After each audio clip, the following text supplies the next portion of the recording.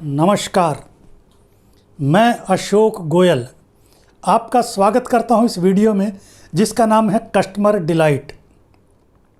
दोस्तों, ऐसा क्यों होता है कि एक दुकानदार के पास बहुत सीमित मात्रा में ग्राहक आते हैं और दूसरे के पास लाइन लगी रहती है, माने बराबर बराबर दुकान है और फिर भी एक दुकान पर रश ज़्यादा रहता है और दूसरी दुकान पर जो बिक्री है उसकी अपेक्षा बहुत कम होती है। जब मैं दुकान की बात करता हूं तो अपने इस वीडियो के पर्पज़ से उसमें छोटी दुकान है, बड़ी दुकान है, बहुत बड़ा स्टोर है, उसमें चार्टेड अकाउंटेंट का ऑफिस भी है, उसमें आर्किटेक्ट भी है और उसमें तमाम तरीके के सर्विसेज देने वाले लोग हैं। माने प्रोडक्ट और सर्विसेज हम कुछ भी बेचते हैं वो सब इसी कैटेगरी में आता है। ऐसा इसलिए होता है क्योंकि दुकानदार अपने व्यवहार के कारण ग्राहकों को 3 कैटेगरी में बांट देता है। पहली कैटेगरी कौन सी होती है कि मान लीजिए मैं एक ग्राहक के तौर पर किसी दुकान पर कुछ सामान खरीदने के लिए गया, मैंने उसके स्टोर में घूमकर कोई सामान पसंद किया और जब बिल देने के लिए गया काउंटर पर तो मैंने 100 रुपये का सामान खरीदा, 100 रुपये उसे दिया और उसने 5 रुपये कैरी बैग का एक्स्ट्रा मांग लिया, या ये बोला जी ये तो 10 रुपये और देना पड़ेगा क्योंकि इस पर टैक्स भी लगेगा। अब मैंने बोला कि ये जब काउंटर जिस जगह सामान रखा था वहाँ लिखा हुआ था कि 100 ही रुपये का है, तो अभी आप टैक्स अलग से क्यों मांग रहे हैं? बोले जी वो तो आपको सोचना चाहिए, आप ही की जिम्मेवारी है कि आप समझें। तो अगर इस तरीके का व्यवहार मुझे देखना पड़ा, ऐसा अनुभव हुआ, तो ग्राहक ठगा सा महसूस करता है कि मैंने जो सोचा वो मुझे नहीं मिला या जितना मैंने सोचा उससे कम मुझे मिला। तो इसका मतलब ये है कि आज के बाद मैं उस दुकान पर जाऊंगा तो सही, लेकिन मजबूरी में जाऊंगा। कोई ऐसा सामान जो किसी और जगह नहीं मिलता है वहीं मिलता है तभी जाऊंगा, या ऐसे समय खरीदने के लिए जाऊंगा जिस समय बाकी दुकानें बंद रहती है, वही एक काउंटर खुला रहता है, तो मैं उसके यहाँ जा सकता हूँ। But he will never be my choice. अपनी मर्जी से कभी नहीं जाऊँगा। जब और विकल्प हैं तो मेरी चेष्टा रहेगी कि दूसरी दुकान पर जाऊं, क्योंकि यहाँ ये आजमाया जा चुका है कि इस दुकान का बिहेवियर, इस दुकानदार की नेचर, इसकी प्रकृति, ग्राहक के प्रति इसका नज़रिया जो है वो ग्राहक के अनुरूप नहीं है, कस्टमर फ्रेंडली नहीं है। और निश्चित रूप से यदि कोई मुझसे कभी पूछ ले कि फ़लाँ दुकान पर जाना चाहिए कि नहीं, वो कैसा है, तो मैं कभी रिकमेंड नहीं करूँगा, सजेस्ट नहीं करूँगा। तो इसे हम बोलते हैं कस्टमर डिससेटिस्फैक्शन। माने ग्राहक आया लेकिन वो संतुष्ट होकर नहीं गया, क्योंकि 100 रुपये देने के बाद उसकी अपेक्षा 100 रुपये के सामान की थी और सामान 95 रुपये का मिला, तो ग्राहक की आप चॉइस कभी हो ही नहीं सकते हैं। एक इससे ऊपर की श्रेणी होती है, वो क्या है कि मैं किसी दुकान पर गया, 500 रुपये का सामान मैंने ख़रीदा, उस पर रेट लिखा था 500 रुपया, मैंने 500 रुपया दिया, मुझे वो सामान मिला, जैसा जैसा मैंने सोचा था वैसा मिला और मुझे किसी तरीके की कोई शिकायत नहीं है उस दुकानदार से कि उसने मुझे ऐसा नहीं दिया वैसा नहीं दिया। जो मैंने अपेक्षा की, जो एक्सपेक्ट उससे किया, वो सब मुझे मिला। जैसी पैकिंग मैंने सोची वैसा करके दिया, सब कुछ वैसा जैसा एक साधारण तरीके से किसी दुकानदार को करना चाहिए। उसका व्यवहार सामान्य था, उसमें कुछ भी अटपटा नहीं था, कुछ खटकने वाला नहीं था, कुछ भी चुभने वाला नहीं था। तो फिर वो सेटिस्फाइड कस्टमर है। क्यों? क्योंकि मुझे कभी भी दोबारा वैसा सामान खरीदने की आवश्यकता पड़ेगी जो उसकी दुकान पर रहता है। तो अगर मेरे इलाके में 4 दुकानें हैं तो मैं उनके पास भी जा सकता हूँ, इसके पास भी जा सकता हूँ, जहाँ मेरा मन करे। लेकिन मेरा इस दुकान से कोई दुराव, मन मुटाव, कोई अड़चन नहीं है, कोई किसी तरीके की शिकायत नहीं है। ये हुआ सेटिस्फाइड कस्टमर। दोस्तों, जो सेटिस्फाइड कस्टमर होते हैं और जो डिससेटिस्फाइड कस्टमर होते हैं, ये कभी भी आपके लिए नए ग्राहक खड़े नहीं करते हैं। अगर डिससेटिस्फाइड है तो खुद भी जल्दी से नहीं आएगा, सेटिस्फाइड है तो खुद आएगा, लेकिन दूसरे किसी व्यक्ति को आपकी दुकान पर स्वतः भेजेगा ये ज़रूरी नहीं है। और जैसा मैंने कहा कि दुकान का मतलब हर प्रोडक्ट और हर सर्विस है। भले ही मैं पेस्ट कंट्रोल का काम करता हूँ, या मैं एक्टिंग करता हूँ, या मैं प्रोफेशनल स्पीकर हूँ, या इंश्योरेंस एजेंट हूँ, कोई भी चीज़ हम बेचते हैं, प्रोडक्ट या सर्विसेज, वो इसी कैटेगरी में आता है। मेरे कस्टमर सेटिस्फाइड और या डिससेटिस्फाइड हो सकते हैं। एक श्रेणी इससे ऊपर की है, वो क्या है कि मैं दुकान पर सामान खरीदने के लिए गया, मैंने 200 रुपये का एक गिफ्ट आइटम खरीदा और जब काउंटर पर पेमेंट करने लगा तो उसने 200 रुपये लिया और एक लड़के को बुलाकर बोला कि साहब के लिए ये गिफ्ट पैक कर दो, गिफ्ट रैप कर दो। 10-15 रुपये का जो गिफ्ट रैपिंग का खर्चा रहता वो उसने अपनी तरफ से करके दे दिया, जिसके लिए मैंने अपेक्षा नहीं की थी। उसने मुझसे कुछ चार्ज भी नहीं किया।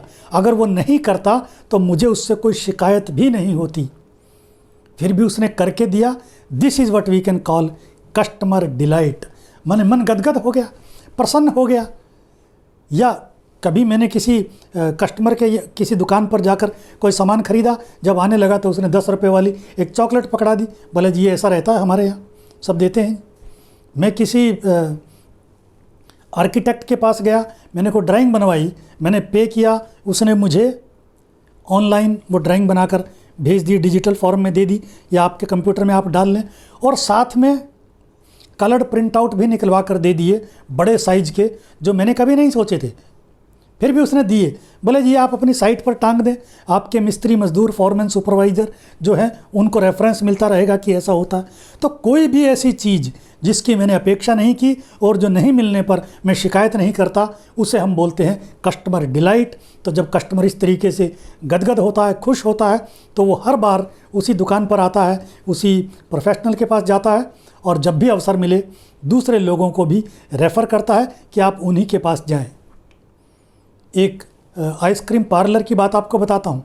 किसी व्यक्ति ने बताया, दिल्ली में किसी प्रतिष्ठित रेस्टोरेंट में आइसक्रीम जहाँ मिलती थी, वहाँ गए, बच्चे को एक सॉफ्टी आइसक्रीम लेके दी, और अभी चल ही रहे थे, मैंने काउंटर से गेट तक जाने से पहले बच्चे ने गिरा दी।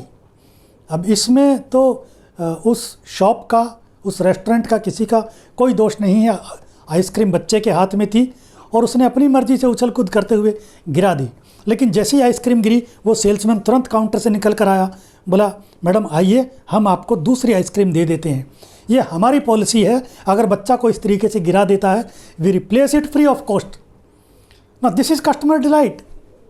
तो दोस्तों, हम जो भी काम करते हैं उसमें ऐसे तरीके ढूंढें कस्टमर को उसकी अपेक्षा से आगे जाकर कैसे खुश कर सकते हैं। आप कल्पना करें कि आपने किसी व्यक्ति से किसी दुकान पर 60,000 रुपये का फर्नीचर खरीदा, 2-3 आइटम उसमें थे, आपके घर आ गया, सामान लग गया, आप संतुष्ट हैं। 1 साल के बाद आपके दरवाजे की घंटी बजी, सामने 2 मिस्त्री नुमा लोग खड़े हैं, बोले जी हम फलां शॉप से आए हैं, आपने 1 साल पहले फर्नीचर ख़रीदा था, उसको चेक करने के लिए आए हैं, उसमें कहीं कोई क्रैक तो नहीं है, अगर ज़रूरत हुई तो पॉलिश की एक कोटिंग कर देंगे। आप बोले नहीं नहीं, मुझे कुछ नहीं करवाना है, अभी मेरा फर्नीचर ठीक है। और वो जो आगंतुक है, जो विजिटर है, वो बोले sir you don't have to pay anything for this, ये कम्प्लीमेंट्री है हमारी तरफ से। एक पॉलिश की कोटिंग करेंगे और फर्नीचर फिर से चमक उठेगा अगले कुछ साल के लिए। तो आप प्रसन्न होंगे कि ऐसा तो आपने उम्मीद नहीं की थी, अपेक्षा नहीं थी। उस दुकानदार ने हो सकता है कुल 300-400 रुपये में अपना काम निपटा दिया, 60,000 में उसका प्रॉफिट निश्चित रूप से ज़्यादा ही रहा होगा, लेकिन उसने ग्राहक को जीत लिया। और एक ग्राहक को नहीं जीत लिया। जब आप इस तरीके से खुश होते हैं, डिलाइटेड होते हैं, तो आप उस दुकानदार के सब एजेंट के रूप में काम करते हैं। हम खुद लोगों को बोलते हैं कि अगर ये सामान खरीदना है तो उस दुकान पर जाएं। जब उस दुकानदार ने 300-400 रुपया खर्च करके एक ग्राहक को खरीद लिया, खरीद क्या लिया, उसने आपको अपना सब एजेंट बना लिया।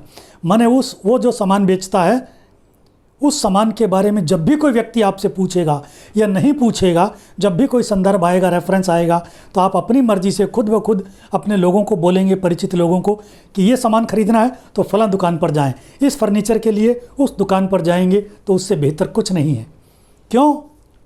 एक चीज़ आपको और बताता हूँ, कोई भी दुकानदार, ये it is all a mind set कि मैं कस्टमर डिलाइट का ध्यान रखता हूँ या ये देखता हूँ कि बस ऐसा दूँ कि जिससे कस्टमर की शिकायत नहीं आए। अगर मैं कस्टमर की डिलाइट का ध्यान रखता हूँ तो ऐसा नहीं हो सकता कि मैं एक आइटम बेचते समय उसका बहुत ज़्यादा ध्यान रखता हूँ और दूसरा आइटम बेचते समय लापरवाह हो जाता हूँ। This is all mind set. अगर मैं अपने ग्राहकों को खुश देखना चाहता हूँ तो कुछ भी सामान बेचूंगा, अपने ग्राहकों को खुश रखूँगा, और अगर मैं काम चलाऊ तरीके से काम करता हूँ तो फिर कस्टमर को निपटाने के हिसाब से सोचता हूँ। तो दोस्तों, मैं आपको एक घटना बताता हूँ। मैं दिल्ली में रहता हूँ। बहुत साल पहले मेरा ट्रांसफ़र जॉब में जयपुर हो गया, और मेरा जो घर था वो ऑफिस से लगभग 1-1.5 किलोमीटर की दूरी पर था। एक ही कॉलोनी में आप कह सकते हैं थे दोनों चीज़ें।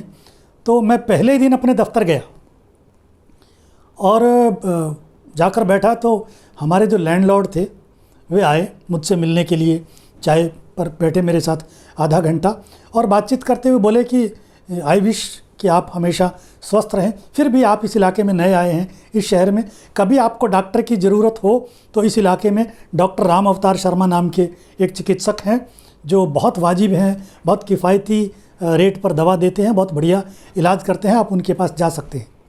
तो मैंने उनका धन्यवाद किया। शाम को मैं अपने घर लौटा तो मैंने अपनी पत्नी को बोला कि ऐसे ऐसे आज वो सज्जन आए थे और वो बता रहे थे कि कभी इस इलाके में डॉक्टर की ज़रूरत हो तो एक डॉक्टर हैं, बहुत बढ़िया हैं। तो मेरी पत्नी ने बोला कि और उनका नाम है डॉक्टर राम अवतार शर्मा। तो मैंने कहा हाँ, लेकिन तुम्हें कैसे मालूम? बोले आज ही वो नई पड़ोसन मुझसे मिलने आई थी और उसने भी अपनी मर्ज़ी से बताया कि कभी ज़रूरत पड़े तो वे आपके लिए बहुत बढ़िया इलाज करने वाले डॉक्टर हो सकते हैं। तो कितनी बढ़िया बात है दोस्तों, एक डॉक्टर ने अपनी सर्विसेज से, अपनी ईमानदारी से, अपनी लगन से इतने सारे लोगों को अपना सब एजेंट बना दिया कि वे सब उसी के बारे में लोगों से बात करते हैं, अपनी मर्ज़ी से बिना पूछे उनका नाम रिकमेंड कर रहे हैं। तो दोस्तों हम अपने अपने काम में बहुत सारी चीज़ें इस तरीके की खोज सकते हैं। It is all a mind set. एक और घटना आपको बताता हूँ।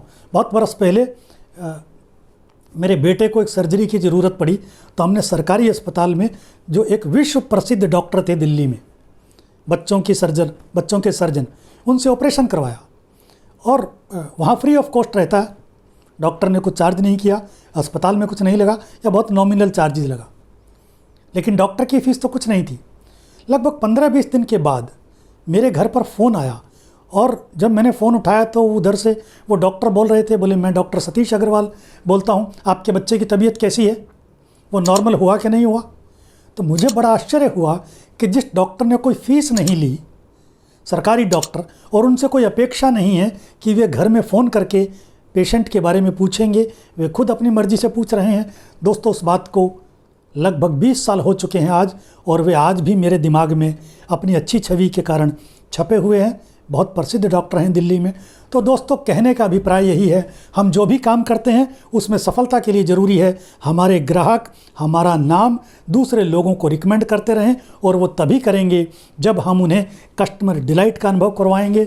डिससेटिस्फाइड या सेटिस्फाइड कस्टमर हमारे लिए कभी भी नए ग्राहकों को नहीं जोड़ेंगे। तो अपने काम में कैसे ये चीज़ क्रिएट कर सकते हैं, इस पर चिंतन करें, निश्चित ही कुछ ना कुछ अच्छा ज़रूर निकल कर आएगा।